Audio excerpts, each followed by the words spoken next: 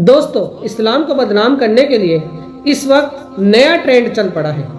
आपने भी YouTube, Facebook और इंस्टाग्राम पर यह देखा होगा कि हलाला के नाम पर लोग शॉर्ट और लॉन्ग वीडियो बना रहे हैं, जिसके अंदर सब झूठ दिखाया जा रहा है।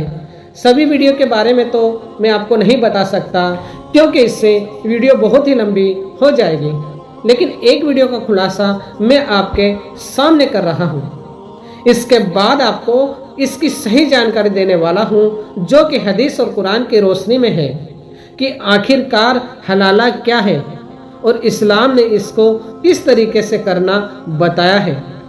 लेकिन झूठी अफवाह फैलाकर इसको किस तरह लोगों को दिखाया जा रहा है ताकि लोग इस्लाम को बदनाम कर सकें।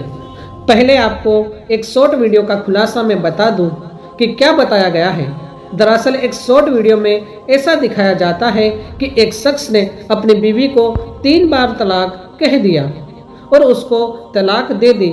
कुछ दिनों बाद शौहर ने अपनी बीवी से निकाह करना चाहा, लेकिन जिस मौलाना के पास गए उस मौलाना ने कहा कि तुमको दूसरे शख्स से निकाह करनी होगी और उसके साथ शारीरिक संबंध बनाने होंगे। उसके बाद उसको तलाक देकर तुम अपने पहले वाले शौहर से निकाह कर सकती हो। लेकिन इस औरत ने कहा कि मैं नहीं चाहती कि मेरे घर की बात बाहर चली जाए।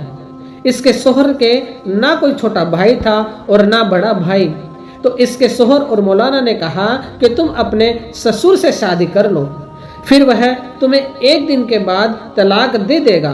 तुम्हारे साथ शारीरिक संबंध बनाने के बाद फिर तुम अपने शौहर से निकाह कर सकती हो। लेकिन यह सब इस्लाम को बदनाम करने के लिए सिर्फ झूठ फैलाया जा रहा है। दरअसल हकीकत में सच क्या है, पहले कुछ हदीसें आपके सामने रखता हूँ, उसके बाद इसका खुलासा भी करेंगे। कुरान में सूरा अल-बकरा में भी इसके बारे में बताया गया है कि 2 तलाकों के पश्चात फिर यदि वह उसे तलाक दे दे तो उसके पश्चात वह उसके लिए वैध ना होगी जब तक कि वह उसके अतिरिक्त किसी दूसरी पति से निकाह न कर ले।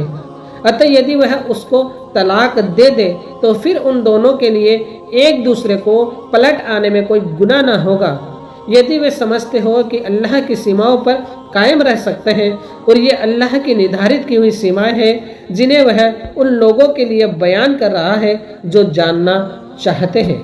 एक हदीस में आया है कि हजरत अली रज़ियल्लाहु ताला अन्हु फरमाते हैं कि अल्लाह के रसूल सल्लल्लाहु अलैहि वसल्लम ने फरमाया, अल्लाह ताला ने हलाला करने वाले और हलाला करवाने वाले पर लानत भेजी है।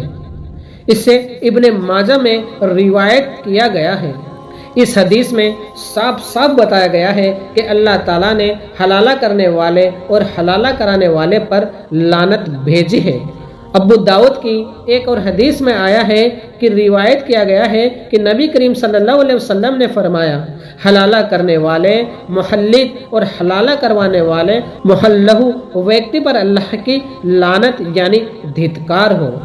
एक और हदीस में आया है कि अकवा बिन आमिर रज़ियल्लाहु ताला अन्हु ने रिवायत किया है कि हज़रत मोहम्मद मुस्तफ़ा सल्लल्लाहु अलैहि वसल्लम ने फरमाया, क्या मैं तुम्हें किराए पर लिए गए सांड के बारे में ना बताऊं कि वह कौन होता है? लोगों ने कहा, क्यों नहीं ए अल्लाह के रसूल। आप सल्लल्लाहु अलैहि वसल्लम ने फरमाया, वह हलाला करने वाला व्यक्ति है।